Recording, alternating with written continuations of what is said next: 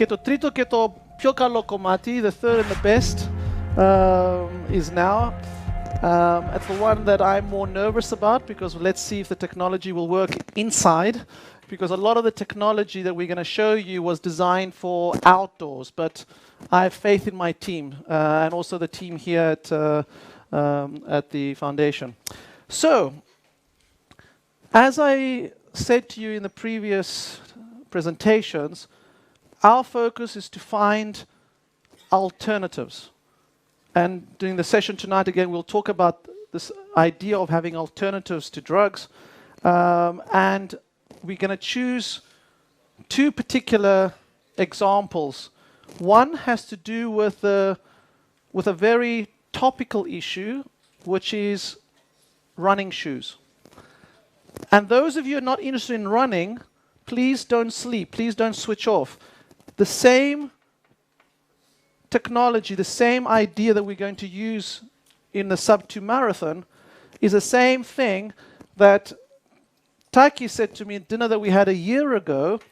Can we use smart clothing and smart shoes to warn us that some elderly people in some island very far away from mainland hospitals is about to fall down because they have astathia, instability?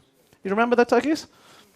And I said to him, what a great question. Unknown to him, that night, I start putting a group of experiments together, and the beauty of that is on the 13th of November, we'll present a clinical innovation to do exactly that. The idea came from that discussion, just for interest. So, that's why this is not only about marathon. I'm just trying to show you the power of technology and innovation. So, we had a look already at nutrition. Now we're going to look at biomechanics and bioenergetics. And I appreciate that in the Greek university sector, there's some very, very strong biomechanists. So there's no reason why here we can't develop this and this area as well. Our expert that I must acknowledge is Peter Weyand from Dallas. Peter Weyand is the biomechanist who's co-supervising Konstantinos for his PhD, who designed and modeled, not designed, modeled the blades for Oscar Pistorius. You remember the Blade Runner. So again, what is important, the reason I'm mentioning that is for anything you're doing, you want to always liaise and work with the expert, wherever that expert is. I may stand here and look like an expert in everything. I'm not. The experts are the people that we go to who advise us, and then we put the whole thing together. So a lot of what I will say to you has been developed in collaboration with Peter. Okay, something that I don't know if it's really registered with everybody. Certainly when I present the next 2 or 3 slides, it surprises people. Now, I'm sure most of you would have watched the Rio Olympic Games. Did you notice that gold, silver, and bronze, these 3 athletes that you see here, all wore the same shoe? Had you noticed that? Some of you in the marathon certainly had. But most people didn't recognize that, didn't notice that. If you look at the women's race, the same. All the 3 runners, gold, silver, and bronze, wore the same shoe. The statistician in the room will say, it's normal, because Nike, this company, is the biggest. It has most of the athletes. Once every 10 years or whatever, you can have all of them being Nike. But was it that?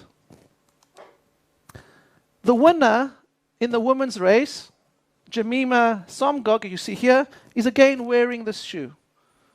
And today we will demonstrate that technology with one of your Greek athletes to see what does this shoe do? What is peculiar about this shoe, and can we learn from this? Again, something we needed to learn as sub-2 project. The analogy I want you to think about is the way I think about it. I always think of Formula One racing, because Formula One, for me, is a good example of what we need to combine sport with medicine and health and innovation, all of that together. A sports car, a Formula One car, sometimes they use Pirelli tires, sometimes they use whatever. They choose the best tires. We should be doing the same. So let's try and develop this theme a bit more. But the reason I'm also showing you Jemima is that she won wearing these shoes. She had the benefit of being training and living at altitude in Kenya. And she had EPO. Which means that how can one athlete from a country, whatever country it is, who's clean, hasn't got sponsorship, but just buys their shoe, go and compete with us? It's not possible. And for me, passionate about the Olympics, the Olympic ideals, this has to be dealt with. And that's why we have set up the Sub2 project. So she's got all the weapons that one would use, or abuse, should I say, and ends up getting the result, while the clean athlete will say, what's the point? And that's what we're dealing with. So as a Sub2 project, we were very interested in trying to find what was going on, and together with the New York Times, because the New York Times I consider, as I mentioned before, almost a partner to our project. So whenever we have something exciting, we contact them or they contact us, because there's no better marketing agency than them. And so here you see, do Nike's the new shoes give runners an unfair advantage? My lecture for tonight is about fairness in sport, because that has to be paramount in everything we do. We have to try, at the start of an event, everyone must have an equal opportunity to do well, irrespective of inequalities that we have because of our genetics, where we live, etc. So, what I did, I was very fortunate at the time that Kenenisa Bekele was one of our athletes. He was a Nike athlete. So we had access to the best of Nike. The best that they had, I would get immediately, which is a big privilege to have, to see what innovations.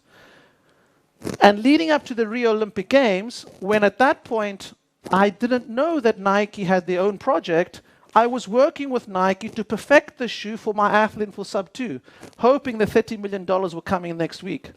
Unknown to me, because I'm a very naive. First time he was given the shoe, he says, I don't want to use these. Those of you who've been following our project may remember a publication that we had in the journal Nature, together with Dan Lieberman from Harvard, where we showed that barefoot running or barefoot style running may be preventative for damage because it doesn't produce an impact force, because you have a very good cushioning system within the foot. And also because of the weight issue, shoes have weight. And from the biomechanics and bioenergetics, we know that every 100 grams is 1% more work. So if your shoe weighs 300 grams, 3% extra work.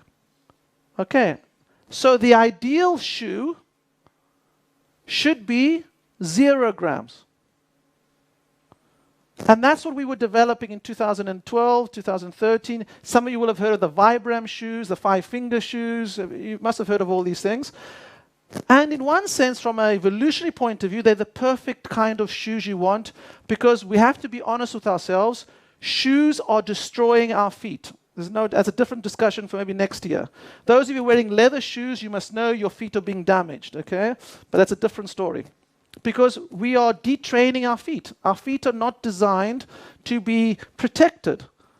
And while we may all, some of us may like admiring or you wearing high-heeled shoes, again, damage to feet, but different story.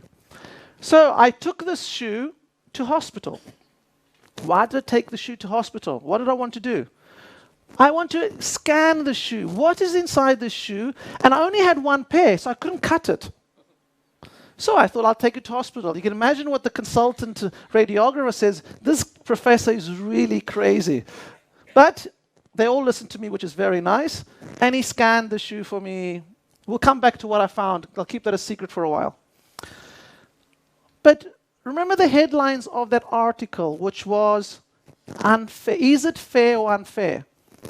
And remember, in the previous clip, when you saw Kenenisa Bekele almost breaking the world record, we used the shoe. I used the shoe. I was a fan of the shoe. I asked Kenenisa, please use this shoe. But the question really is, what is in it, and is it unfair to use that shoe? Well, one simple way to look at it is, what does the rule say? What does the IAAF rule say in terms of this particular shoe? And I'd like to draw your attention to Rule 143 in clothing, shoes, and athlete bibs. And the rule says, athletes may compete barefoot, so you can actually do what I said initially, which is to be barefoot. And maybe down the line, you will see the barefoot shoe come from sub 2, but we'll come back to that later on. Or with footwear on both feet. The purpose of shoes for competition is to give protection and stability to the feet and a firm grip on the ground. Such shoes, however, must not be constructed so as to give athletes an unfair assistance or advantage. In other words, if wearing the shoe is giving you a performance benefit, then it's against the rules. That's very, very clear, isn't it? And before I mention about these innovations, because some people will critique our project saying, Janus, you're providing these innovations, but actually it's not available for everybody. We try and make them available. That's the whole point of this. And that's also in agreement with this rule. Any type of shoe used must be reasonably available to all in the spirit of the universality of athletics. 2 points here. Reasonably available to all in the spirit of universality of athletics. I was really wanting to do this demonstration to you, and I really wanted to use an athlete that could benefit from that knowledge. And so we chose Alexis, who you'll see shortly, who will do the experiment for us today. And I'd like to thank Alexis and his coach for allowing us to actually do this today and for you to benefit from those experiments. But that also produced a problem for me, because the only shoe size I have are the feet of Kenenisa, who clearly wouldn't be too happy for me passing his shoes around. So I had to find a shoe for this demonstration. I won't say exactly what we had to do to try and get hold of that shoe, because it was a problem. And it cost us, and our supporters here, our partners, a lot of money to actually get access to these shoes, to fit our athlete. But we've managed to do that. Okay, I'm talking a bit more because I'm waiting for the athlete to come, so that's good. Anyway, so we managed to get the shoe with a lot of difficulty, and where we got the shoe, it's the only one now available. So in no way is it reasonably available for everyone. So the experiment you will see, I'll just plan for the experiment because the athlete is just warming up and we'll shortly start. And we can see we did the exact experiment you will see is what we did in our lab out in Ethiopia in Addis Ababa. So here you see Sean. Here you see our volunteer. Our volunteer here, as you can see from who is there, is Kenenisa. This is the shoe which you will see today. The weight of the shoe is 188 to 189 grams, which is, as I said to you, equivalent to 2% extra weight or 2% extra energy cost. And I'll show you, for example, what you will see as well. You'll see the athlete here is wearing a mask. For those of you not used to ergometrica tests, it's actually to assess the oxygen uptake, and in particular the running economy, and to do it wearing different shoes. And I'll just let you see the kind of thing we get.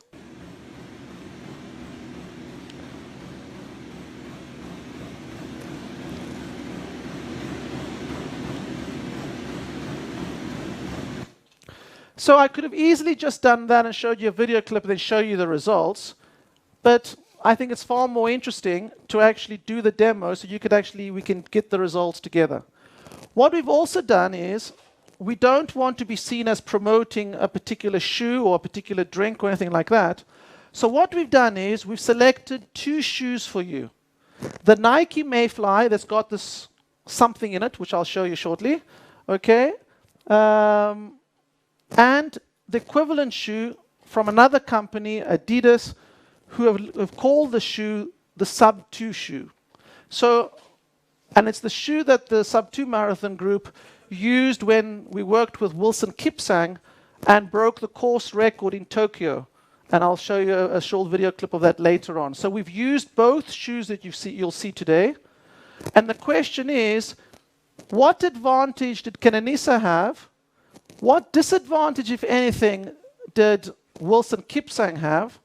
And actually, are these shoes fair or unfair? So let me just, we're doing this live. So Sean, are we ready? Okay, so you guys just proceed, and as you're proceeding, let's increase the screens, and I will talk you through what they're doing. I kindly ask you just to remain seated for now. Let's get the thing going. You will see everything on the screen. I'll actually come down, so I'm not interfering either, and we'll explain what they're doing.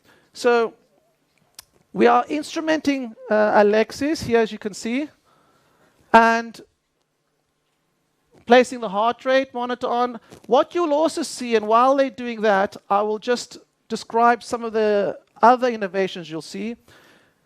We are going to also use the smart app that we've developed in collaboration with Vodafone and Huawei to allow us to get real-time information of what the athlete is doing.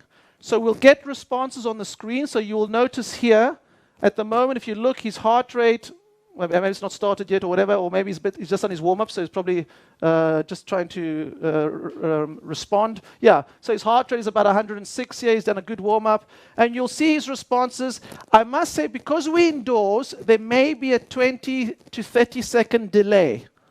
Okay, but just bear with us on that. So you may find there's a delay between these parameters and the real parameters. Okay, so just be aware of that. And so when he's doing the experiment, we will see his responses. And then more interesting, when he goes out, we will see not only what he's doing, we will actually see his responses.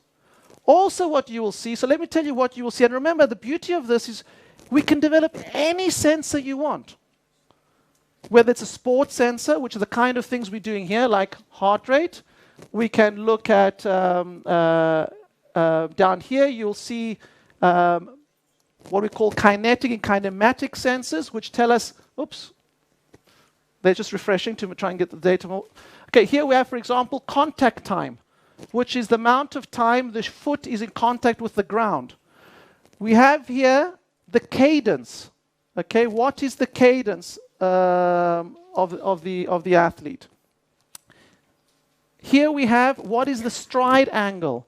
The stride angle is when you touch the ground, what is the angle between the ground and the sole of the shoe. That's very important. Why? Because in the paper I mentioned to you before, whether you land with your heel, mid-stance or forefoot stance makes a very, very big difference. Yesterday at dinner, Mersha was sharing with me a video of one of his top young talents. And he says, Yanis, look at this athlete. Tell me what you see. He was wearing the Nike shoe that you'll watch too, but he was landing on his heels. First of all, he's not using the shoe. Nike shoe becomes irrelevant because he's not using the spring mechanism. Oh, I've told you what's inside. And secondly, as we know, due to the impact force, he's not going to last as a marathon runner because he's going to cause damage and stress fractures. If he follows the guidance of doing 44 kilometers, 45 kilometers twice a month at least, he's not going to last a year. All right? So having that angle is very, very important. In terms of other sensors, okay, here, this one here is the core pill. Okay, which we're not, as I've ingested one, but we're not going to do this in live, although Sean has given Alexis a pill. We'll see that later. We just weren't set up to doing it inside. This is our VO2, indirect measurement of running economy, okay? VO2, so this is in moles per kilogram per minute. I apologize for the decimal place for the scientists in the room. This was Vodafone making it to 3 decimal places. It's not meaningful, but you'll get an idea of oxygen uptake. For the non-scientists, this is the size of the engine and what his economy is. This one here is the land temperature. Okay, the land surface temperature, and I must acknowledge Ifigenia Karamitsoglu from Astroskopio Athinon. The very Googled-eyed would have seen as our partner, the Astroskopio Athinon is our main partner providing us with this technology. She has done a lot of work with NASA. She's a remarkable scientist, and thanks to her, we can access in real time satellite information thanks to the excellent work she's doing, okay? So I really would like to thank Ifigenia, although she couldn't be with us today because she's traveling. So this parameter here, land surface temperature, that we get when the athlete is running outdoors is vital, and we get that thanks to Greek innovation. The humidity, the air temperature, which is different to the land surface temperature, and then these kinematic sensors I've already referred to. But theoretically speaking, we can get any sensor we want. While they're setting up, because they're setting up, as you can see here, they're setting up the K5 here, which is doing the absolute measurement of this, VO2. So what should happen is the number you see here and the number this machine gives us should be in agreement. It is the topic of Konstantinos' PhD to actually make this number spot on, so we never have to do this in a race, because you're not going to have Alexis running in a competition wearing all of this. But he will wear the watch, and then we can get his VO2 from this technology, and that's what Konstantinos is hoping to do. But let's see today, the work we've done for the last year, how close this number is going to be to the number on the K5. If it's bad, we need to go back to the drawing room. But let's see what we get. The other thing, talking about sensors, and this is for this physician in the room, the sports physician as well, but the physician, is that already companies like Abbott are providing real-time sensors of glucose. So I don't know if anyone in the room is aware, or maybe themselves are diabetic and have a real-time sensor. It's a sensor that goes onto the skin, and it measures in real-time glucose. Well, if we can measure glucose, we can measure lactate, we can measure pyruvate, we can measure anything you want. If I had more time to present to you, and without insulting myself or the sports scientists in the room or the ergophysiology in the room, is the pioneers and Nobel Prize winners of physiology, A.V. Hill and Otto Meyerhoff, our mentors, who got Nobel Prize for their work. They would be very disappointed with our field today that we're still doing VO2 max testing 100 years later. Where is the development? So we should be trying to do new things. This is the kind of thing we talk about new, but also in terms of sensors. And I'll show you some of that later on. But let's get back to the experiment. So now we have Alexis who's been instrumented. You'll note he's actually wearing the shoes that I referred to before. Also, you'll notice that around his foot, he's also wearing a sensor. A sensor which is the one that we had access to, which weighs 18 grams, which no athlete would wear. You can see it here too. No athlete would wear in a competition, really, although it's not too different from what athletes sometimes have to wear to record the fact that they've run the distance of the marathon. But already we have actually changed this and developed a 0.2 gram sensor, which will go into the shoe. We will build it into the foam of the shoe. To do also what Taki said is to make the intelligent shoe with the sensor built into the shoe. So the shoe will become intelligent. Okay, so now we have Alexis on the treadmill. You proceed as you wish. Okay, so just proceed independently to what we're saying. So they've warmed him up a little bit, and the running economy people in the room will know that the test we normally use is to run the athlete at the speed of 16 kilometers per minute, okay? Kilometers an hour, sorry. Okay? 60 kilometers an hour. And I'll bring him up to that. And they're going to do it for 5 minutes. What you will see here, okay, is time and VO2. VO2 in liters per minute and VO2 in milliliters per kilogram per minute. This number here should eventually match with this number. There's a bit of a delay, remember. This has about a 30-second delay because we're in this room. You see, it hasn't started recording yet because of the delay. But focus on this side. Because remember, we want to, with this particular shoe now, we want to find out what his VO2 is going to be and see if it's different to when we change to the next shoe. Moshe, can you give me the Adidas shoe while we're waiting? Can you bring me the Adidas shoe, the other shoe? Just to remind you as well that due to auction kinetics, you'll find that the values will go up. It takes about 2.5 to 3 minutes to stabilize. So the VO2 should eventually stabilize at a value which would be the auction cost of Alexis running, thank you, running with this particular shoe.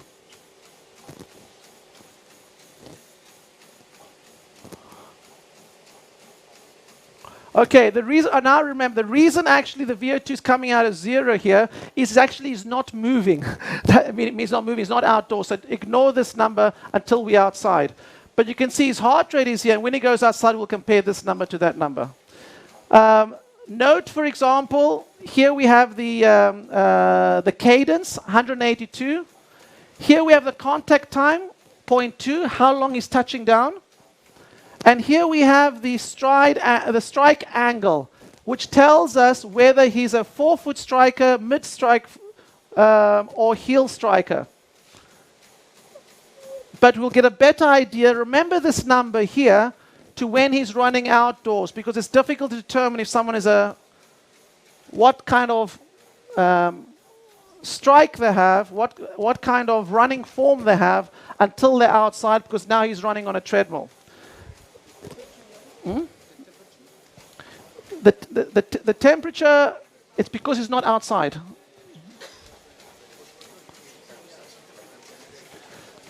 In terms of VO2, we are sitting here at around, I'm trying to look at the numbers here. VO2, the numbers, okay, here. Around about, it's fluctuating here, 48, 51.6 mils per kilogram per minute. Keep that number in mind as well. So it's starting to plateau as I predicted. Remember, he's going to do 5 minutes. 5 minutes with this shoe. The numbers here you can see 45, 49, 46, 44. Those are the numbers we want to compare that shoe to the Adidas Sub 2, which is the shoe Wilson Kipsang used, and that's the shoe Elliott used. So let's see what difference it makes. Again, cadence, contact time 0.25, cadence 182, heart rate 169. Again, try and remember these numbers. What will happen when they finish the experiment, I will carry on presentation, and then they will do the comparison for us and tell us what difference the shoe made. So try and remember this now, although they will do the analysis for us. So again, look at the VO2s here. The VO2s being 51, 51.3. So see, it's stabilizing at around about 50. A little bit less, maybe. Sorry? Yes, and the cadence is very, very stable. You can see here, and that's a good example of.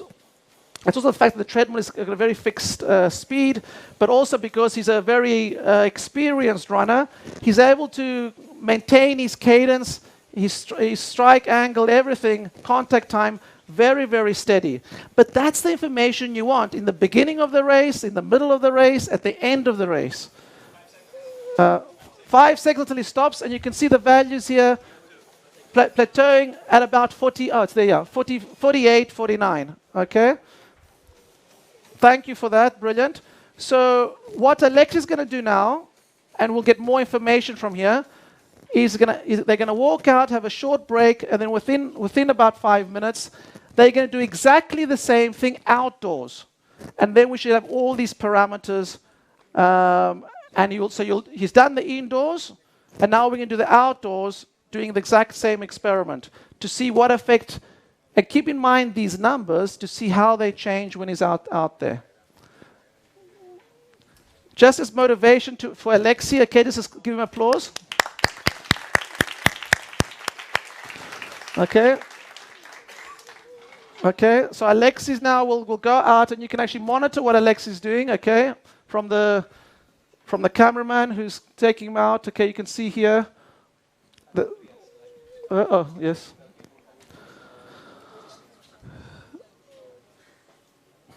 And while we're doing that, let me carry on in the presentation, because you're already getting an idea of what we are expecting to see.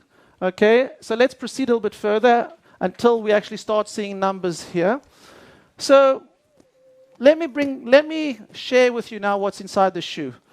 Okay, and this is actually the exact picture, okay, that I was provided by the hospital that was used in the New York Times. You can see it acknowledges me. Here's the shoe, and this is Kadenis's shoe in Berlin. Note carefully here. That is the blade. It's a carbon fiber plate that is used and acts as a spring mechanism.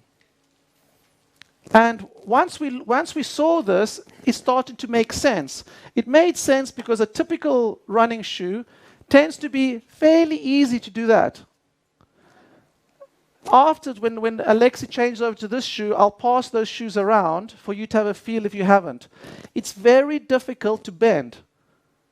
And to try and do a demonstration, I had a little cushioning ball, and I do that. And with the Nike one, it goes 50 meters almost. It's a great spring. It's a spring mechanism. So, does the shoe provide an advantage? Will we see differences when we compare the carbon fiber plate with the athlete's normal shoe? Nike have done the experiment already for us, okay? They published this early on this year, and you can see here the study.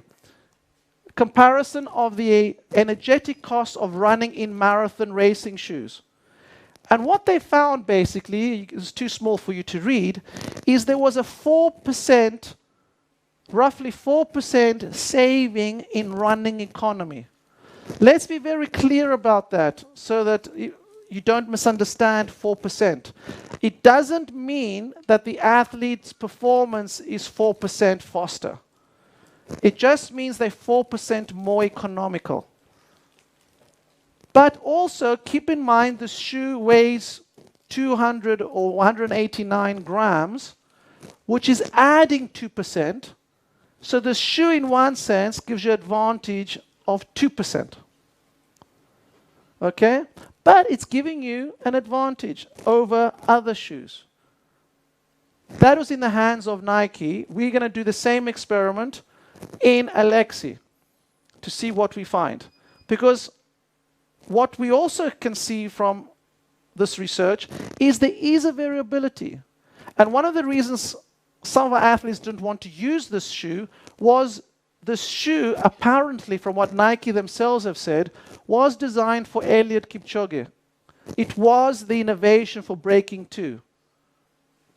And so good luck to them in terms of that. They did innovate. This was an interesting innovation.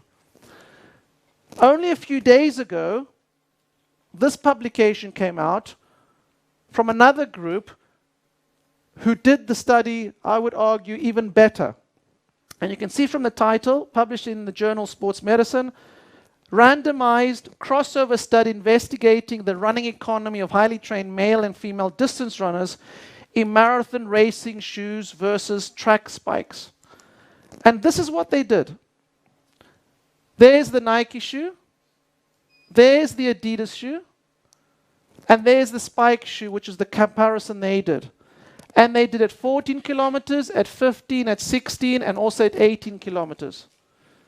I remind you that the typical running economy test is at 16 kilometers, and that is what Alexi is doing today, 16 kilometers. And just before we carry on there, we need to zoom in a little bit. So can we zoom in the screen? Basically, just so we can go, if you just click on that arrow there so we can actually see the square. So zoom in, just click once on that, if we can. Yes. But while we're doing that, look at the responses. Now he's out there, his heart rate 112. Now you can see his VO2. So obviously he's not got up to speed yet. Thank you. That's great. Thank you. Perfect. Okay, you can see the VO2 coming up. There's the land temperature. There's the humidity. There's the air temperature. There are the sensors. And I think he'll shortly will start. Okay. Now, I don't know about you, but whenever I see this, I get really excited because this is something we thought could never happen.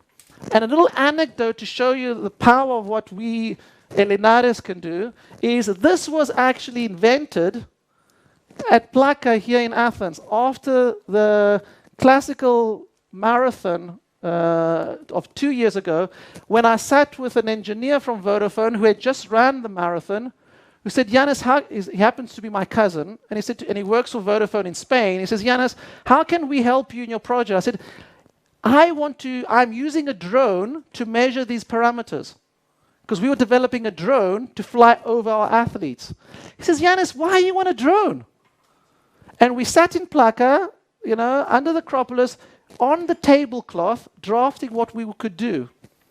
In 6 months, Kyriakos Exadaktylos, my cousin from Mytilene, we created this. So let's have a look how well it works. So the heart rate is still quite low, okay. Sorry? Oh, that's why, okay, that's why, okay. So they haven't started yet. Okay, we can also see from the pace. So they haven't actually, there's the average pace. So basically, he hasn't really got started. Let's see what happens. And as you see, you can add any amount of sensors you want. So let's just wait for him to get started. You can see now he's got no data here, so he's not moving yet, but he will start shortly. Keep in mind there is a short delay. Okay, while we're waiting for him to start, let's just go back to what they found here. We'll come back to that when that starts. Okay, so you can see here, if we take the 16 kilometers an hour, okay, we see what happens. This blue one here is the same shoe that Alexis is wearing. And his VO2 on average is lower compared to all, the average of all these individuals is lower compared to the other shoes. And that is the point here, that the shoe here is lower here, low at the higher speed, low at 15, and low at 14. What we would do if we were working, and as we did with Kenenisa, you saw him on the treadmill, we were putting him on the treadmill at race pace. Because at the end of the day, if your athlete is running the marathon at 15 kilometers an hour, then test it at 15. If at 20, or trying to attempt a world record at faster than 21, then clearly that's where you want to do the experiment. So let's see what's happening here. In less than a minute, they will start running. Oh, they haven't started yet. Okay. So we have another minute. Okay. Oh, we'll save the VO2, of course. Yes. Okay. So let's see what happens. But let's carry on here. So in essence, what we're showing here is, or what these scientists showed, is the fact that the plate was advantageous. Sorry? The spikes were used only as a comparison because they're light. It was almost like a control. The spikes, if I'm not mistaken, were the least economical one, which is this one here. Okay? And I think the interesting point highlighted in the yellow is this number here, that the improvement with the Nike Vaporfly was 1.7% to 7.15%. So imagine your athlete could be this guy, or it could be this guy. So again, and it could be, as we were discussing with Mersha yesterday, if my athlete has this benefit, can I, training Mersha, change his gait to get a 7% improvement from the same shoe? So then it becomes training to get maximum benefit out of your shoe, as an example of what could happen. Because that difference, there's quite a range for the different individuals. I found that very interesting. It's the starter, so let's look. Keep in mind that one motor on the left Yes. has bigger delay than the one in the center. Right. So they will not match. Entirely. Okay. Okay. Thank you. That's a very good point. Remember, now we're creating some history here today. This has never been done anywhere in the world. Okay. So it is a historic moment in a room that's actually, you can see, it's quite a heavy room. So we are having interference. There is a delay. So there's delay between these responses and these responses. But as long as we have numbers on both sides, at the end of this practical, we will have the data back from the group and tell us, did we find a difference in Alexi? Let's see here. I'm not getting, I don't think he started yet, or at least it's not reporting a start. Let's have a look here. In terms of VO2, what's happening here? Well, while we're waiting for these numbers to change, let me carry on with the presentation while we're going through. It's working now. Oh, thank you. Okay, we'll come back here. All right, so there was a delay. So you can see here they've started. Heart rate, VO2. Remember the VO2 from memory was around about between 44 and 50, remember? Let's see what's happening outside. Okay, well, it's up at 65 at the moment, but let's see it will plateau out. You can see at the strike angle at this point here, 15.7. The cadence point, 189, which is not too different to what was inside, quite similar. You can see here the pace, okay, it's running at a 321 minute a kilometer pace, okay, you can see here. The heart rate quite low, because either, assuming that it's working, because it seems quite low, but anyway, you're getting the point. Obviously, we can perfect these things. We will perfect these things. As I say, this didn't exist months ago. And look what's happening. The power of innovation. Let's look at the VO2s here. The VO2s here are about 53, 59, 55. Not too different. Okay, remember there's a delay as well. Okay. So, Konstantinos, we may have some work to do, but not too bad. And you can see where he's going. And the beauty of this, you can do it during a race. And remember, those sensors I referred to, now it's 20 grams. We are reducing the size of that. While we're waiting for this to happen, let's carry on with the presentation. What these companies are doing, and I'll show you shortly what development Sub2 is doing in terms of shoes, is the sole is very important, okay? Because that is what gives the rebound as well as the plate. And what these companies are doing is developing the sole out of foam and not so much out of rubber. Rubber is what makes it durable, but rubber is heavy while foam is not heavy. So to make the Nike shoe very light, they're using very little rubber. And this is actually Kyriakos himself from Vodafone doing the running, I think it was Boston. Look what happened at the end of his race. The shoe had fallen apart because very little rubber. So these are really shoes for one race. But if it's your Olympic final, you'll do it. Okay? But it's just to show you, and this is also based on what was in the literature. Others who have bought the shoe have found that as well. But the important bit here is that the shoe works. Importantly, it's light. And this innovation can be enhanced and improved. Let's keep in mind the question, though, is it fair? Let's come back to the data here. So, again, looking at VO2s, we're about 50s here, 48, 54, 52. Here, about 58, a little bit higher here, okay?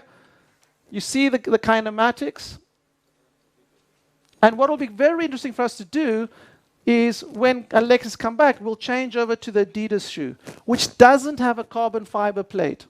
So going back to my initial premise is, a group led by Ross Tucker from South Africa, who's got a very famous Science of Sport website that some of you will be aware, he made a very interesting remark when Elliot broke the world record. So also when Elliot won recently the Berlin Marathon, he said, could it be that Elliot had a shoe that was much better than Wilson, who had come, I think, 3rd or 4th or 5th, but actually Wilson was a better athlete because he had a shoe that gave him less benefit, and so the difference between 1st and 4th, his position, was down to the fact that Elliot had a shoe. It's just an interesting argument. So while those numbers are being generated, let's carry on with the presentation. So as I said to you, so what we are doing is sub 2. Yes? We have some clip from the runner. Yes. From the canal. Let's put that. Take that down, let's put that up. No one. Yes. Yeah, no problem. Let's do that. Yes. So they understand what happened. Yeah, no, that's a great idea. And I must really thank the team here from the foundation. This is just a remarkable means of presenting, and I thank them very much. This is excellent. So you want to put up the camera?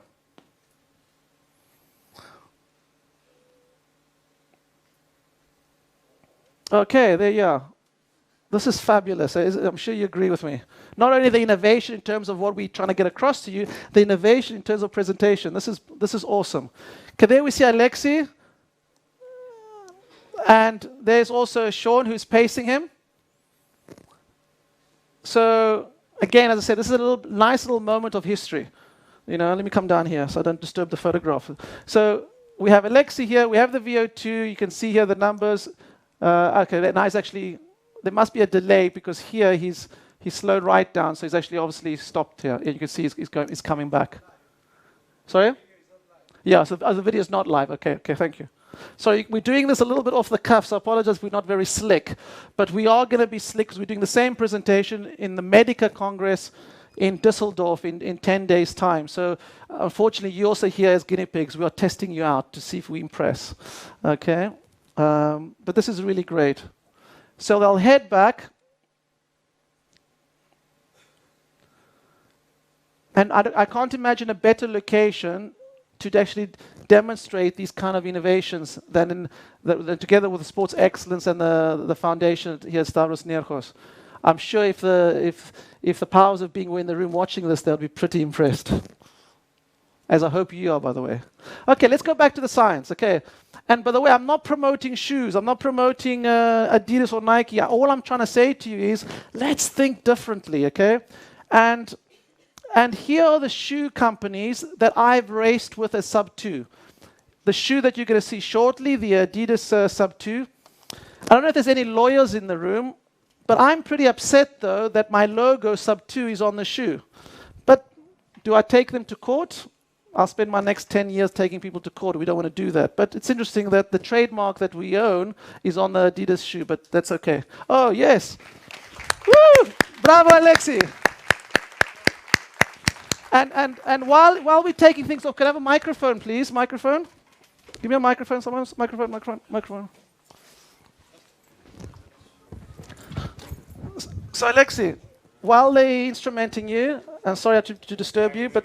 Alexi, λοιπόν, πες μας πώς αισθάνθηκες με τα παπούτσια... Αλέξη, κάτσε εκεί, συγγνώμη. Ναι. Λοιπόν, Αλέξη, σε ευχαριστώ πάρα πολύ. Είσαι φανταστικός πραγματικά. Okay. Κάναμε μια μικρή ιστορία σήμερα. Είχαμε τα αποτελέσματά σου όπως τα έκανες live εδώ μέσα, με ένα μικρό delay. Αλλά το ουσιαστικό για την αίθουσα, για το άτομο εδώ μέσα είναι πώς βρήκες τα παπούτσια. Γιατί, αν δεν ξέρω αν το ξέρετε, ο Αλέξης μόλις πρόσθετα μας το πει ο ίδιος, έδειξε το μαραθώνιο της Φραγκφούρτης με τα δικά του παπούτσια και ήθελαμε να μας πει ο Αλέξης πώς ένιωσε αυτή τη στιγμή με τα Nike Mayfly. Και γενικά με όλα που έχεις κάνει. Καλησπέρα πρώτα απ' όλα. Σίγουρα είναι με διαφορά το καλύτερο παπούτσι που έχω φορέσει. Wow, okay. Ναι. Πολύ ελαφρύ, πολύ μαλακό. Δεν έχω ξαναφορήσει τόσο μαλακό παπούτσι.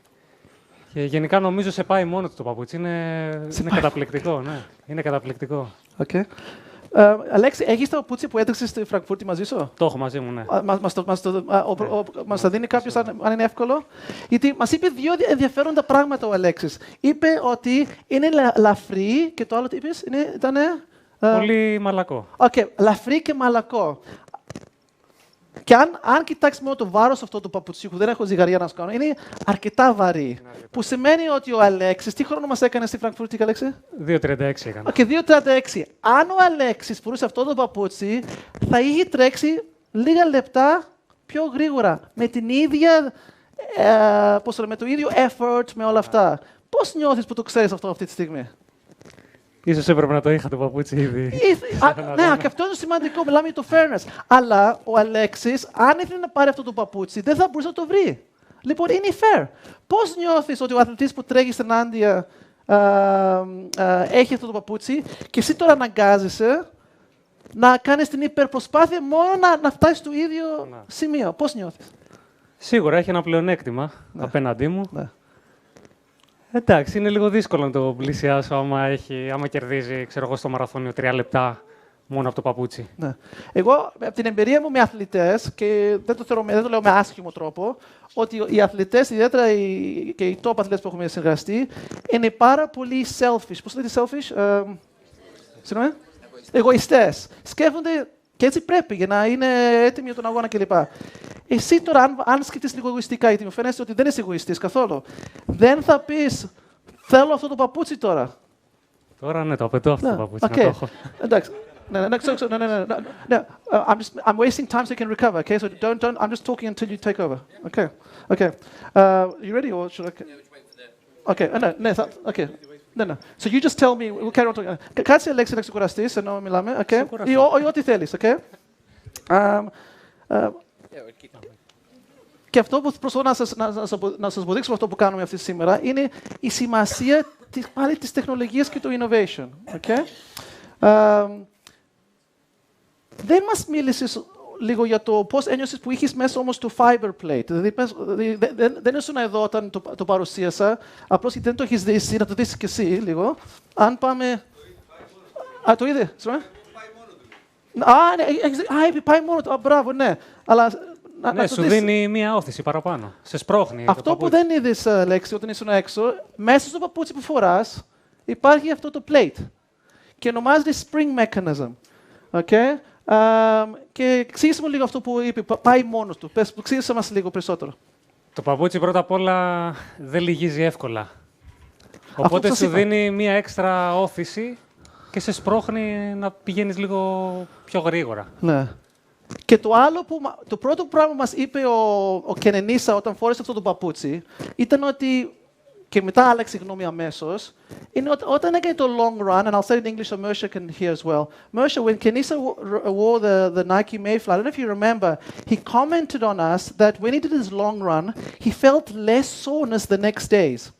You know, that was for him was the advantage, that ένιωθε λιγότερο πόνο τις επόμενες μέρες από ένα μεγάλο long run. And it comes back to the point that we were talking about before. If you want to do your 42 kilometers, or 44 kilometers, or whatever, the fact that you have a shoe like this allows you to do that with a quicker recovery because you have less pain. So think of the shoe, and because people think that because Nike's effects on sub-2, which was very damaging to us, that I would be negative towards Nike in terms of innovation. We weren't. We were the opposite. I wrote to Nike when the shoe came out, and I asked them, please promote the shoe as a shoe for sports medicine. And the reason is because this is fantastic for injury prevention. Because think about it, goes back to the impact forces we talked about before, and the biomechanists in the room may understand that very much. So this kind of innovation will be especially important also potentially for the individual who's doing marathon running nowadays, the masses, the 100-kilogram middle-aged man who wants to go and run a marathon to get money for charity. So these kind of innovations may help them so they don't end up on Taki's surgery table. So can you see how we can use innovations for performance for clinical purposes? There's unlimited opportunities. So what I'm going to do, if Alexis also doesn't mind, I'm going to take the Nike shoe. Oops, sorry.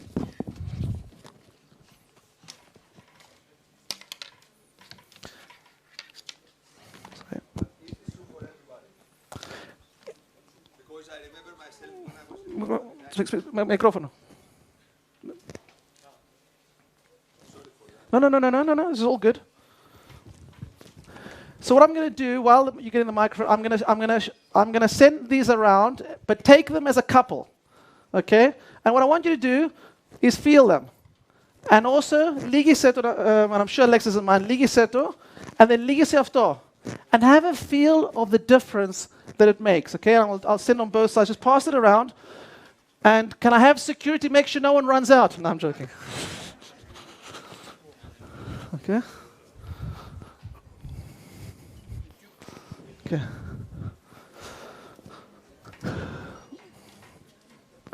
Okay, you proceed. Don't worry about me. No, you guys proceed. Okay.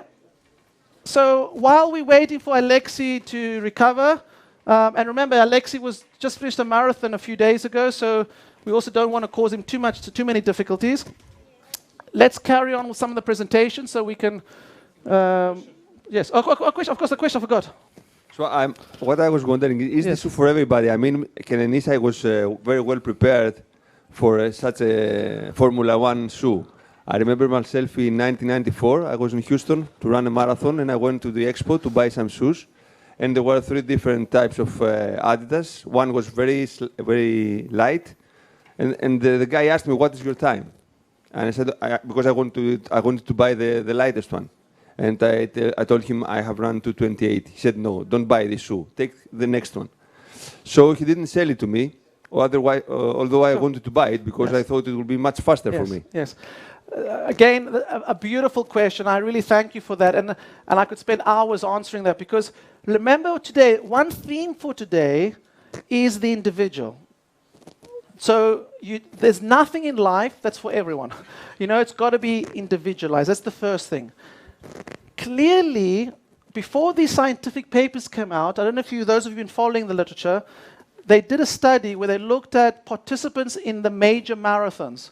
And they worked out the time using, what's that software, the app that does recording of race times? What's it called? Sorry? Strava. So Strava used data to look at performances of individuals wearing the Nike shoe versus other shoes.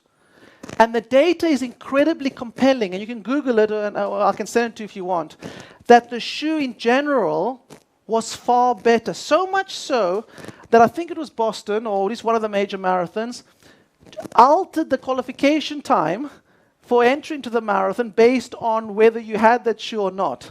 So the answer, I would say, is, theoretically speaking, a plate like I showed you should help everyone if you're not heel striking. And whether you are forefoot striking, mid striking, will depend whether you're the 1% improvement or the 7% improvement, and that may come back to biomechanics and bioenergetics and influencing it. That's one thing. Secondly, I must say that I asked, and I acknowledge Kyriakos from Vodafone who shared these pictures for us, because this is actually Kyriakos running, and he said to me, "I'll never use the shoe again." I said, "But why? You did a personal best." He said, "I'll never use the shoe because he couldn't walk for weeks afterwards because the top part of the shoe hasn't been designed for his feet. He felt that the shoe was almost coming off. It was very loose, And Moshe will know this. For example, Kenenisa doesn't wear socks when he wears a shoe. He wants to feel the grip of the ground almost. So these shoes have been designed for special athletes, potentially, and then used by someone else, in this case, Kyriakos. So Kyriakos, although he had a personal best, found that he was not going to use the shoe again. He's going to keep it as a memento that he did well wearing the shoe. So for us, it's not about this shoe. It's about what we learn about the bioenergetics of running from a shoe like this. And I think this knowledge, whether you're a biomechanist, a physiologist, a physician, is incredible. If you're a coach, this is the kind of information you want. But personally, for the sub-2 athletes, it's imperative, it's very, very important we develop this shoe.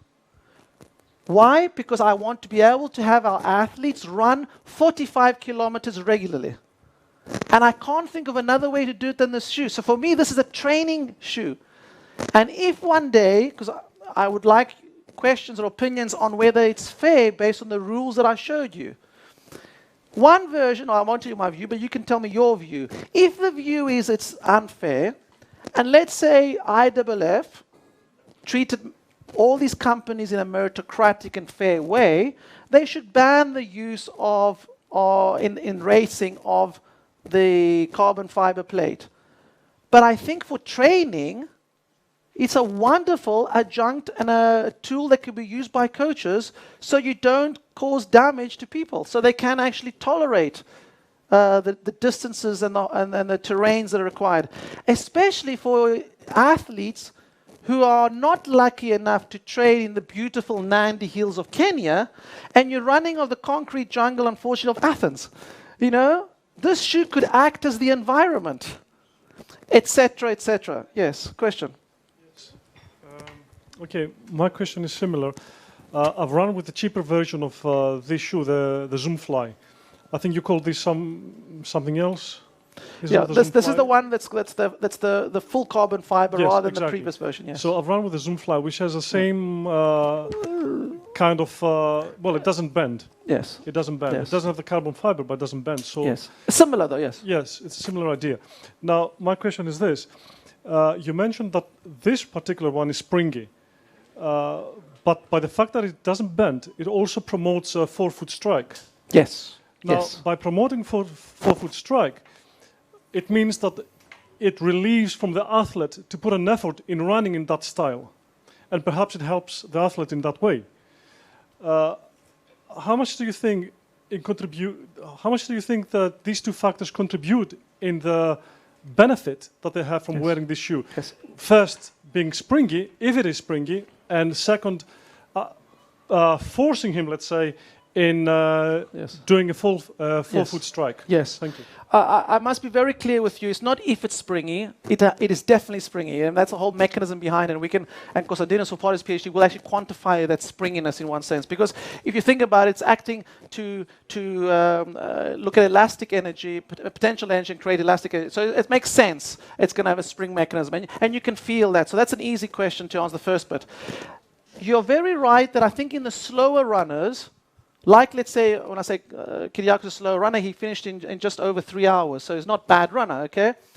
I think in that case, and maybe even slower runners, that it may force them, as you say, to run more 4-foot strike, which is actually what we want people to do from a health point of view. You know, try next time to run on the marble on your heels. It's very, very painful. Okay, we're about to start. So for me, therefore, keep that in mind in terms of the average runner. But in terms of athletes like Kenenisa, they don't need to be forced to run on their toes. They are doing that anyway, because that's the only way you can run at those speeds. So I think that answers your question. Okay, so now we're moving on to the second shoe, which is very, very different to the other shoe you saw. With the same shoe that you see here, Wilson Kipsang and Sub 2 broke the Tokyo course record in 2017. And a shoe that Wilson very much enjoyed using. It'll be very interesting to see what the numbers look like, and also what Alexi tells us after having done that. Keep in mind that when we saw those VO2s before from the other shoe, they were in the vicinity, ballpark, of about 48 mils per kilogram per minute. So let's get started. And while they're getting started because of time, I appreciate we're going well over time here. Let me try and get to the end of the presentation at the same time. So while they're doing that, I'll talk as well. Remember, it'll take him about 3 minutes to reach steady state. So for me, the message for all of us is, can we learn from the different shoes and develop the shoe that's best for your athlete? And this kind of technology and everything you're seeing here, is technology available here. Sports Excellent, and actually the team here is made up of our team and also the made up of my team and also the team from Sports Excellence. So what Alexis should be doing before his next race is coming to facilities like Sports Excellent or the Tefa or wherever it is and saying, test my shoe. And Alexis' coach should be saying, You mustn't use that shoe. Use that shoe because the numbers are telling you it's much better. Because imagine how. Where's Alexis' coach? Where's Alexis' coach? Alexis' coach. Oh, okay. Ελάτε λίγο, αν δεν σας πειράζει. Ελάτε και ενώ ερχόσαστε. Πώς νιώθετε ότι μόνο με αλλαγή του παπουτσιού δίνεται στον Αλέξη δυνατότητα να έχει 1 με 2 λεπτά κέρδος στο χρόνο. Πόση δουλειά πρέπει να τον κάνεις σαν coach να κερδίσεις 2 λεπτά. Και γενικά πώς αισθάνεσαι αυτά που έχεις δει μέχρι στιγμής. Εννοείται θα έχω μια χρονική διάρκεια ενός έτους, δηλαδή μιας ολόκληρης προπονητικής περίοδου για να βελτιώσουμε 2 λεπτά. Ενώ τώρα με την ίδια ακριβώς προπονητική επιβάρυνση θα κάνει ακριβώς 2 με 3 λεπτά πιο κάτω. Και για τους coaches εδώ μέσα και τους αθλητές, αυτό είναι. Και για τον, αν σκεφτούμε για τον Έλιο, για τον Κανίς, αυτό είναι διελύσει το παγκόσμιο ρεκόρ. Γιατί κάθε αθλητής, ανάλογα με το επίπεδο που βρίσκεται, έχει μεγάλη απόκληση από αυτό που κάνει. Κερδίζει και περισσότερο και λιγότερο. Και μέχρι στιγμής, και δεν είναι σίγουρο αν.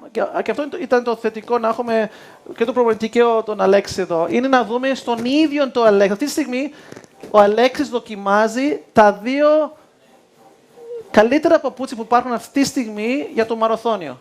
Και θα έχει ενδιαφέρον να δούμε αν αυτά τα αποτελέσματα είναι παρόμοια με αυτά. Και άμα είναι, τι κάνουμε, coach? Εννοείται τα δοκιμάζουμε και τα εφαρμόζουμε και στον αγώνα. Το πρόβλημα είναι, coach, πού θα τα βρεις? Αυτό είναι το κόστος. Γιατί πιστεύω και το κόστος θα είναι πολύ υψηλό. Δεν είναι μόνο το κόστος. Αυτή τη στιγμή αυτό το παπούτσι της Nike δεν υπάρχει. Λοιπόν, αν τύχει αυτό το παπούτσι είναι καλό, αυτό τουλάχιστον υπάρχει. Το άλλο δεν υπάρχει.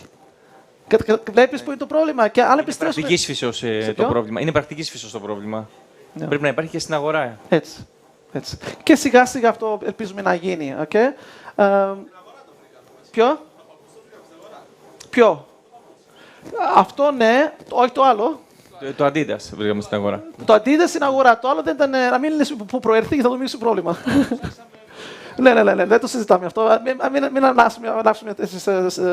Coach, από αυτά που βλέπεις μέχρι στιγμής και μέχρι τώρα, πόσο έχεις εφαρμόσει στους άλλους αθλητές σου, στον Αλέξη, την αυτά τα επιστημονικά πράγματα που έχουμε μιλήσει σήμερα μέχρι στιγμής? Πόσο από αυτά χρησιμοποιείς ή θέλεις να χρησιμοποιήσεις? Ή πιστεύεις όταν φύγεις σήμερα από εδώ, πόσα από αυτά θα αλλάξουν αυτά που σκέφτεσαι? Πολύ σημαντική, πιστεύω, διαφορά είναι η τροφοδοσία που έχει ο αθλητής κατά τη διάρκεια του αγώνα. Αυτό που είπατε με τα υγρά. Ναι. Που εφαρμόζεται κατά τη διάρκεια του αγώνα από τους αθλητές μου, αλλά πιστεύω με αυτά που άκουσα σήμερα θα υπάρχει μια σημαντική βελτίωση. Και με το παπούτσι, εννοεί της τεχνολογίας, γιατί ο Αλέξης τα τελευταία 5 χιλιόμετρα είχε πρόβλημα με τους δικεφάλους. Αυτό είναι και από έλλειψη υγρών, πιστεύω, και από μια καλή χρήση καλού παπουτσιού. Και πες μου, μέχρι και το τελευταίο αγώνα, τι πίνει συνήθως ο Αλέξης? Τελευταία τροφοδότηση ήταν στο 37,5 μου φαίνεται και πήρε... Όχι συνήθως, τζελάκια. Μια συγκεκριμένη εταιρεία. Ναι. Gels βασικά. Λοιπόν, ήδη άμα σκεφτούμε και χωρίς να το κάνουμε με σχέση προϊόντα κλπ. Το παπούτσι, το ποτό, το υψόμετρο, τα training, όλα αυτά που έχουμε περιγράψει.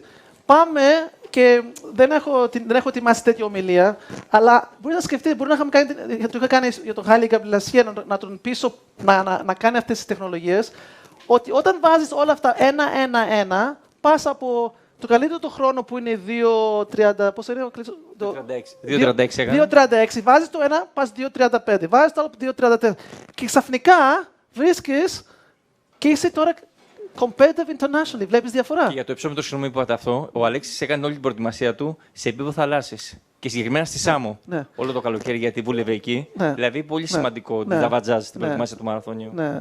Και για άτομα όπως είμαστε πολύ. Ευχαριστώ πάρα πολύ, coach. Ξένια, έλα, σε παρακαλώ, αν έχεις ένα λεπτό να μας μιλήσεις. Η Ξένια Αργυριτάκη είναι από το Σέγας. Και θέλω και εσύ, Ξένια, να μας πεις τώρα, ενώ περιμένουμε να επιστρέψει ο Αλέξης να κάνει το τεστ έξω.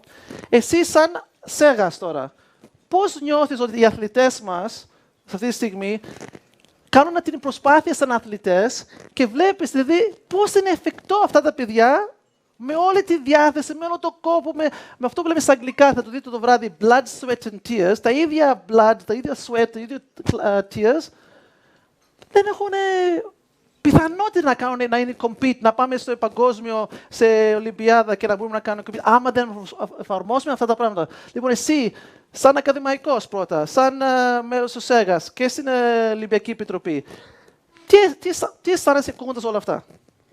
Αισθάνομαι, βλέπω πόσο πίσω είμαστε σαν προετοιμασία. Βέβαια, γίνονται κάποιες μεμονωμένες προσπάθειες από κάποιους προπονητές με τη βοήθεια του ΣΕΓΑΣ είτε της Ολυμπιακής Επιτροπής να πάνε να κάνουν κάποιες προετοιμασίες. Αλλά από ό,τι φαίνεται, από ό,τι είδαμε εδώ, δεν αρκεί μια προετοιμασία κάποιους μήνες ή την τελευταία χρονιά. Θα πρέπει να υπάρχει κάποια συνέχεια. Και θεωρώ ότι η συνέχεια αυτή θα πρέπει να είναι από τις μικρές ηλικίες. Δηλαδή να μην ξεκινάει όταν τα παιδιά θα μπουν στην προολυμπιακή ομάδα ή στην εθνική ομάδα για να μπορέσουν να κάνουν το επιθυμητό, να έχουν την καλύτερη τους απόδοση. Θα πρέπει από τις πολύ μικρές ηλικίες, όταν πρώτο ξεκινάνε, όταν αρχίζει πια να μπαίνει η εξειδίκευση μέσα στο πρόγραμμα των αθλητών, δηλαδή μετά τα 15-16 τους χρόνια, από εκεί και μετά θα πρέπει να οργανώνεται η δουλειά και η προπόνηση που κάνουν, ώστε όταν θα φτάσουν στην επιθυμητή ηλικία, σύμφωνα με τις δυνατότητές τους, τη βιολογική τους ηλικία και όλα αυτά που πρέπει να λαμβάνουμε υπόψη, να έχουν το καλύτερο δυνατό αποτέλεσμα. Ναι. Πριν την αφήσουμε να πει η Ξένια, και η Ξένια, για παράδειγμα, δεν ξέρω τώρα εδώ μέσα πόσους προπονητές υπάρχουν από το ΣΕΓΑΣ. Πώς μπορούμε να κάνουμε τους coaches, αυτούς που έχουν σχέση με το άθλημα, να ακούσουν αυτά και τα εφαρμόσουν. Γιατί άμα δεν τα εφαρμόσουν αυτά, ο μόνος τρόπος, γιατί ο coach θα πληρωθεί, θα πάρει το. Δεν ξέρω πώς δουλεύει στην Ελλάδα.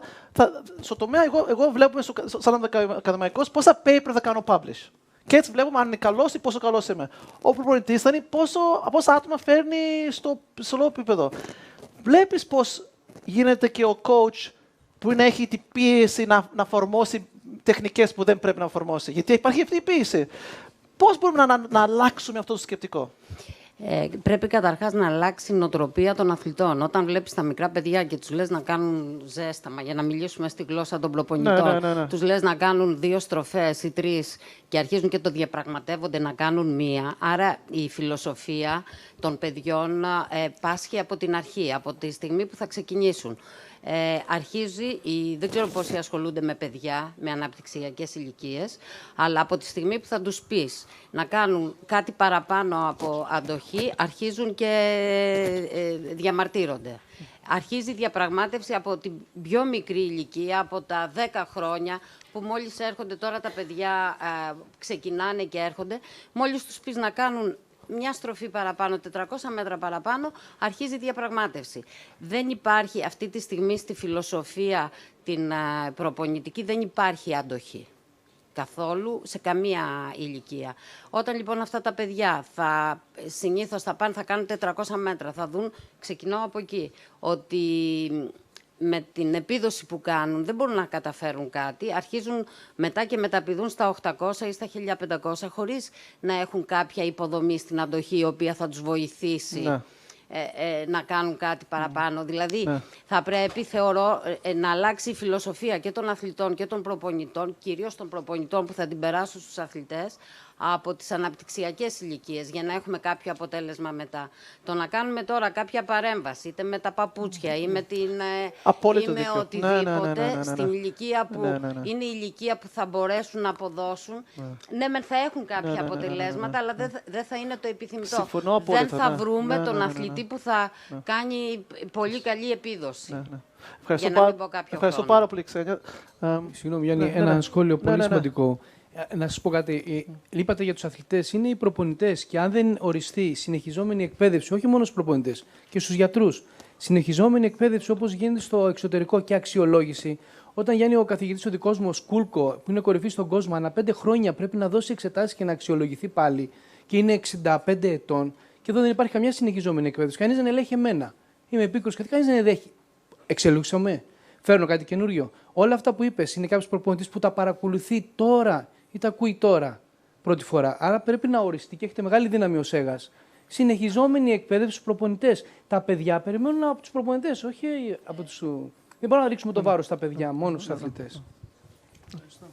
Αυτό τώρα επιβάλλεται από την Παγκόσμια Ομοσπονδία, η οποία έχει κάνει τις κατηγορίες προπονητών που έχουν σχέση και με τις γνώσεις τους και με τα χρόνια που είναι σε κάθε κατηγορία.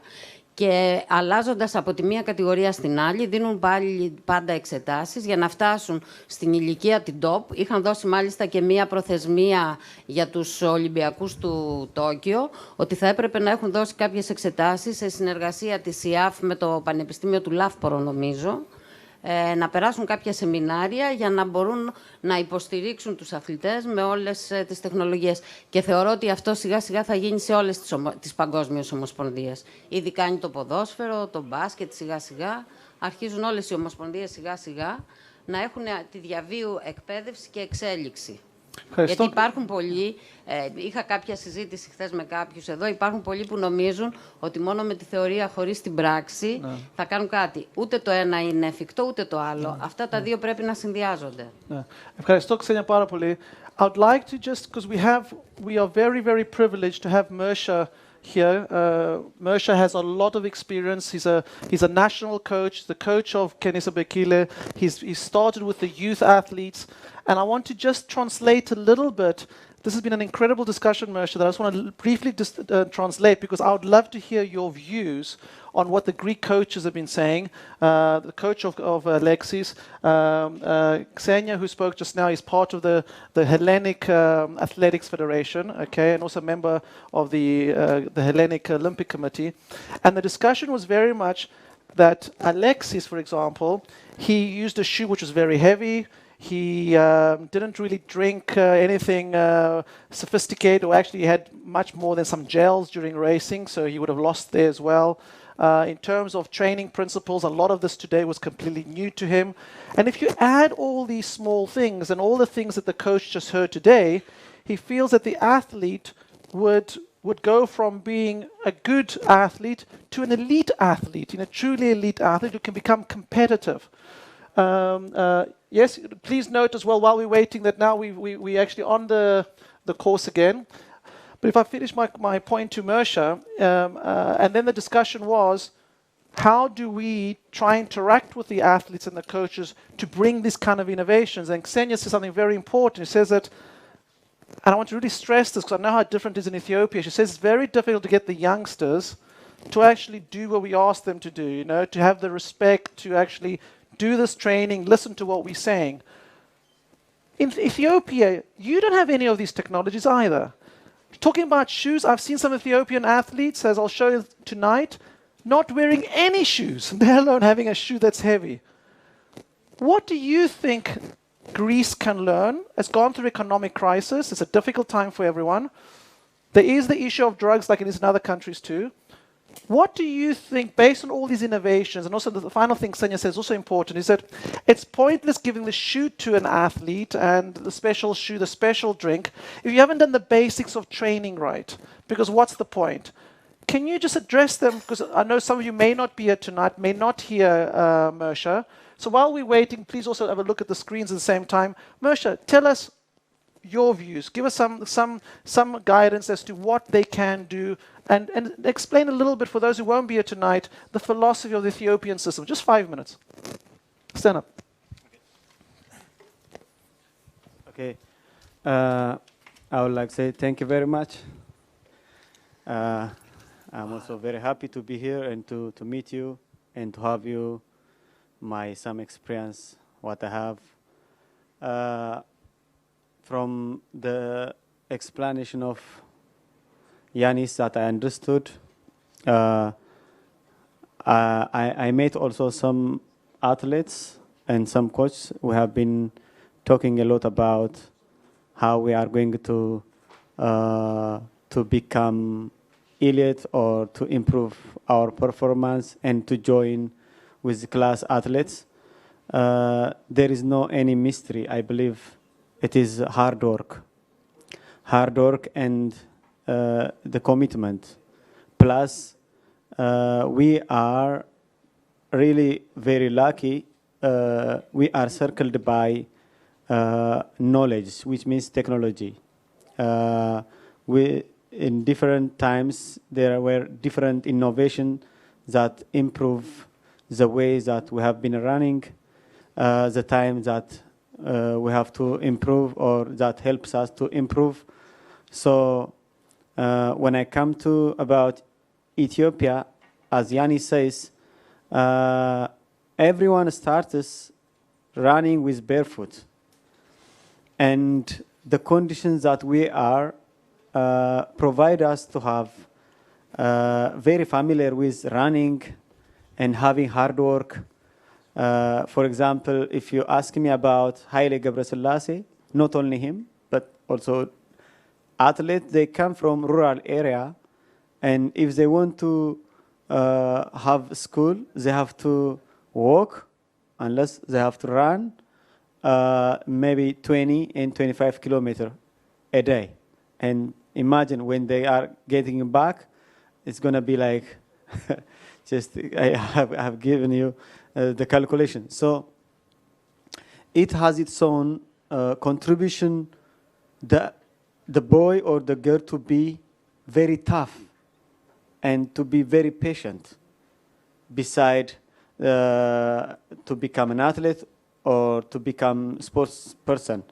But when they are coming to the country, from the countryside to the city, after they won some races, after they won some competition, they are going to see what does that mean shoes is.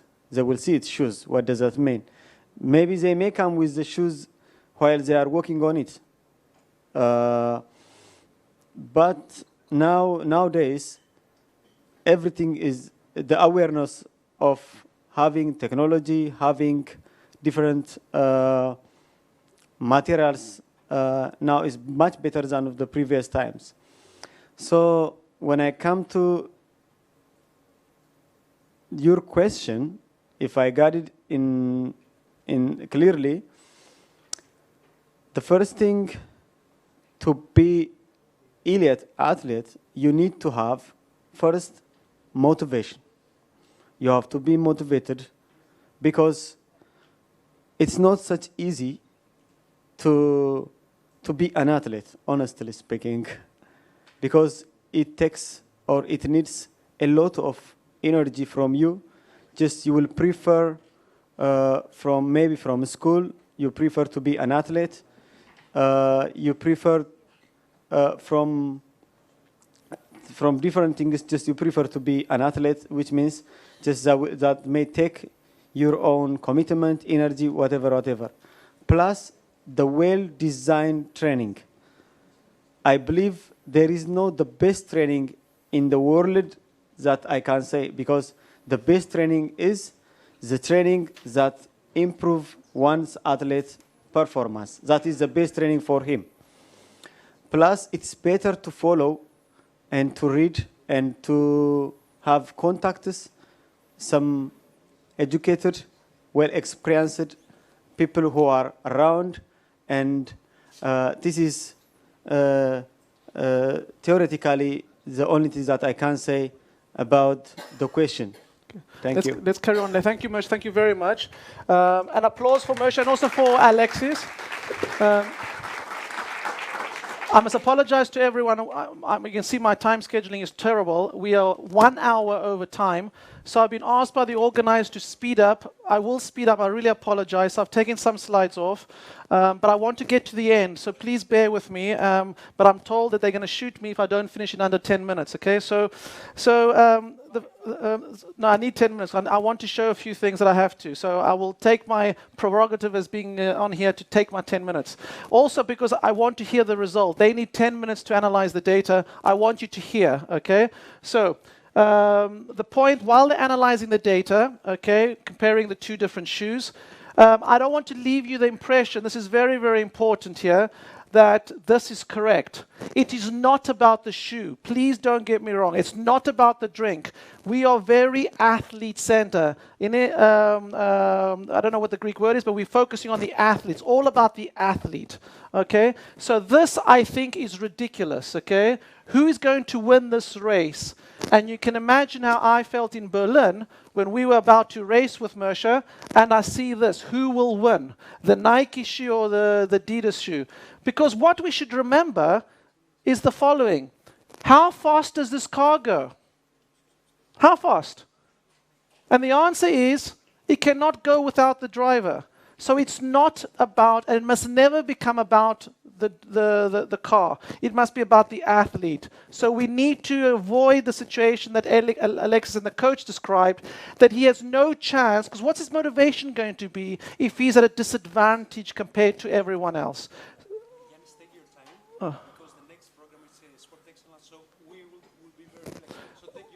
Okay, I'm relieved. So I'm getting a bit of a migraine because of stress. Yanis tells me that I can relax a little bit, and I won't be disappointed if some of you have another appointment and have to leave. That's fine, but allow me not to take time, but I won't rush because I feel very anxious. Okay, thank you, Yanni.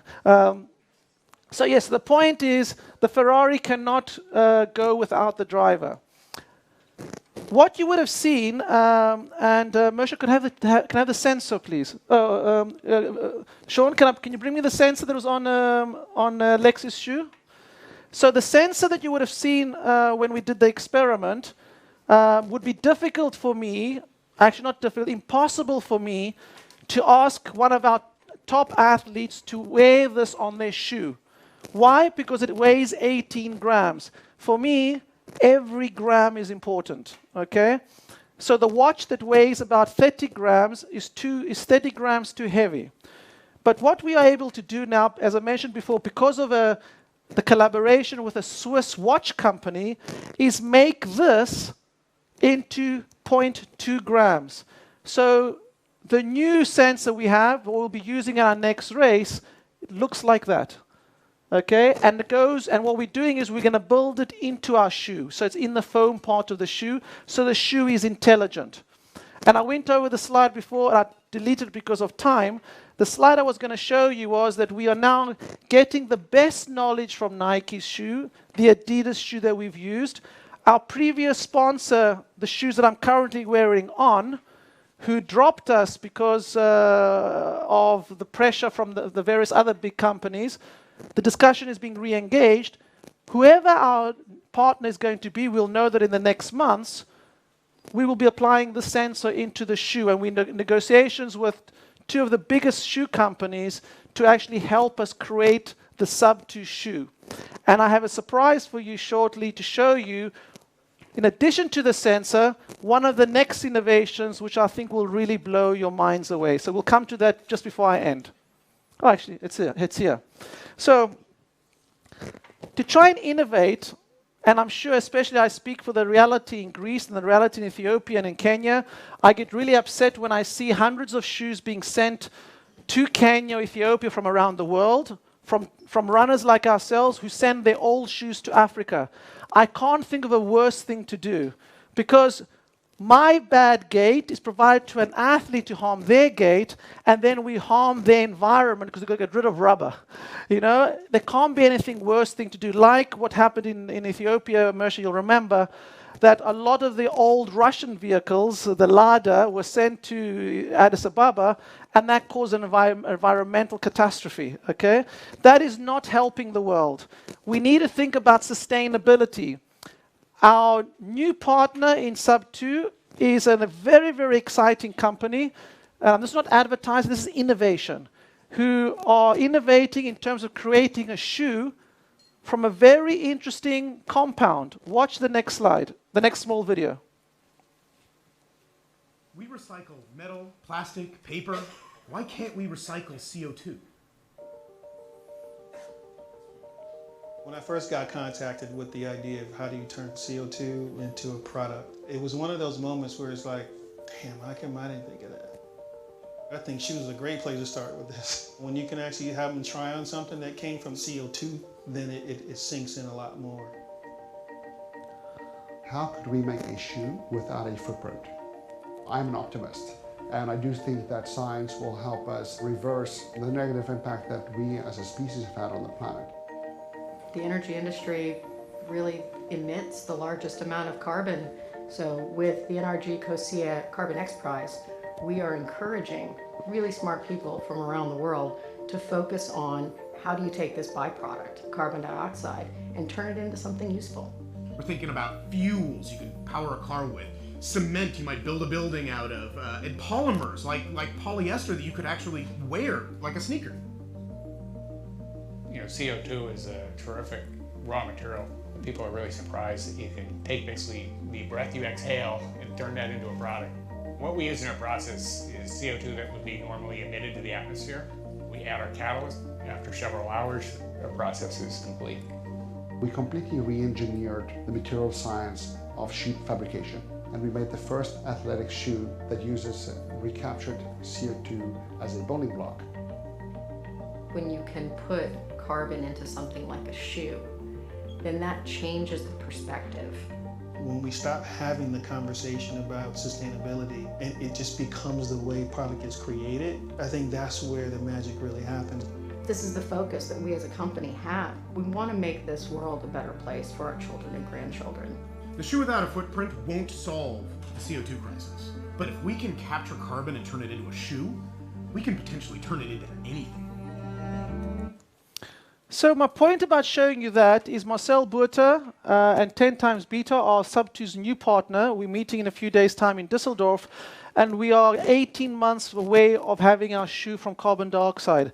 It is absolutely amazing. Think back to the slide I showed you from the Twitter feed where the athlete from Boston was referring to the fact, oh no, the shoes only last one race. I have 6 or 7 shoes that after each race I throw away. Imagine the impact that will have on our environment if everyone has a few hundred shoes a year to throw away, and the impact that will have on our society.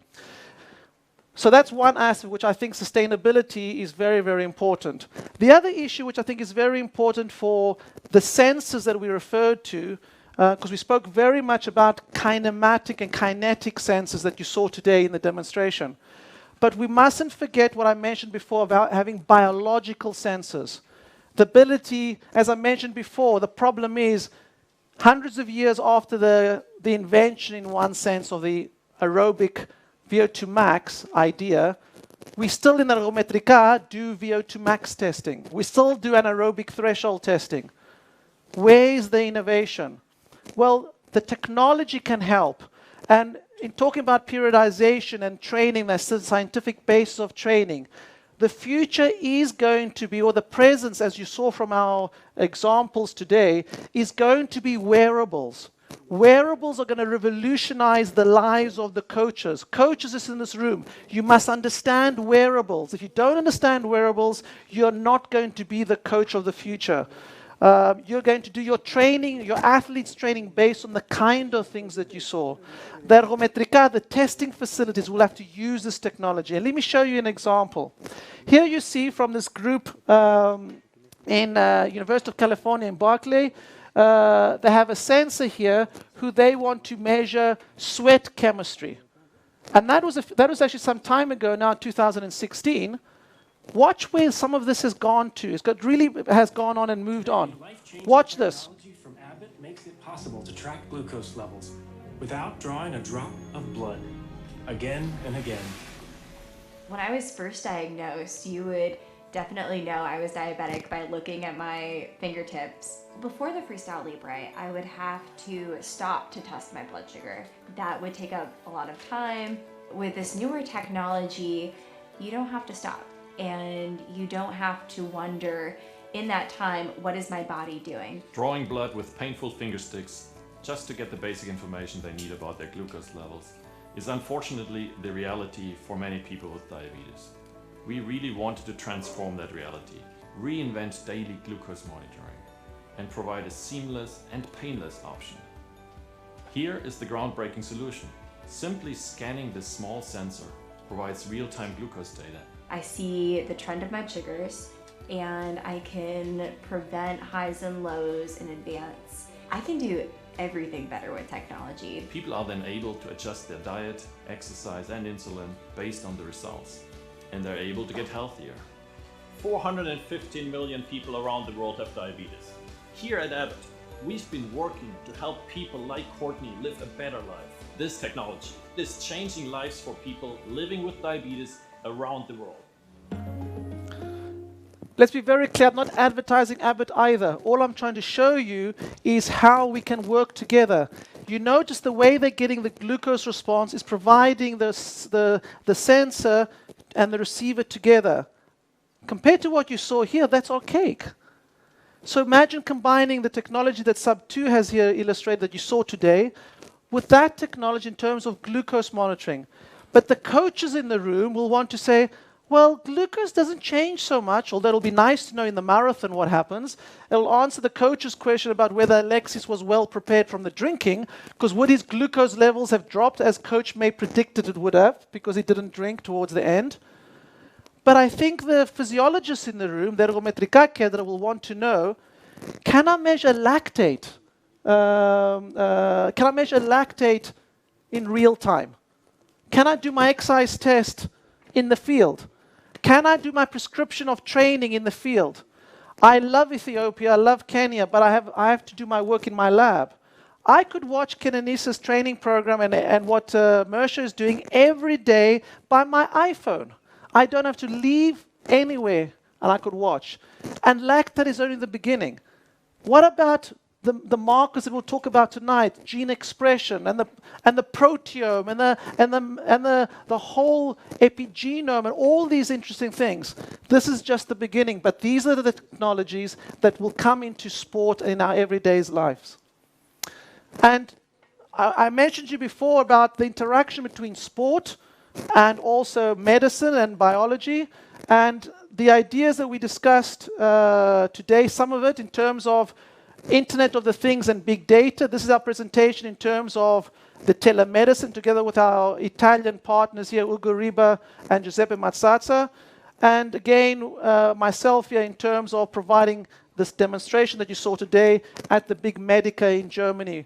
I have 2 minutes left, okay? All right, good.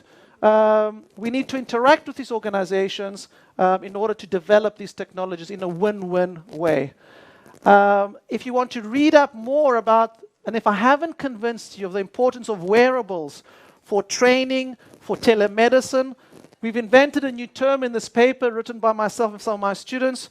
We're inventing a new word, not telemedicine, telesport, because that's going to be so very important to understand in real time what is happening.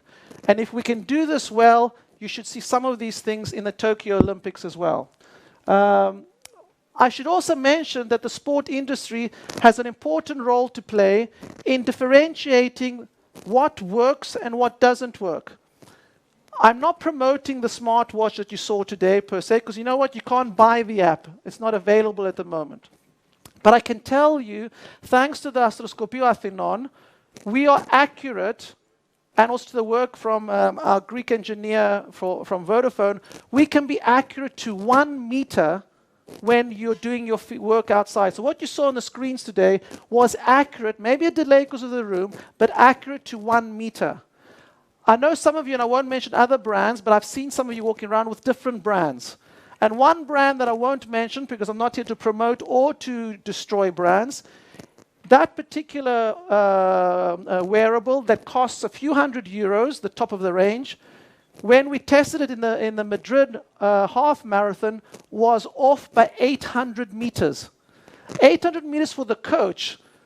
You can understand is the difference between, you know, it becomes, I've got 1 minute left. Okay, so therefore what we need to do is differentiate between all the wearables, what is better and what is not. And this is a task that we've also taken on board to try and say, well, which ones of these are better than the rest, so we can move the field forward, not only in terms of sport, but also in health. And my time is up, and I'll stop, and there's no time for questions, I'm told. Thank you.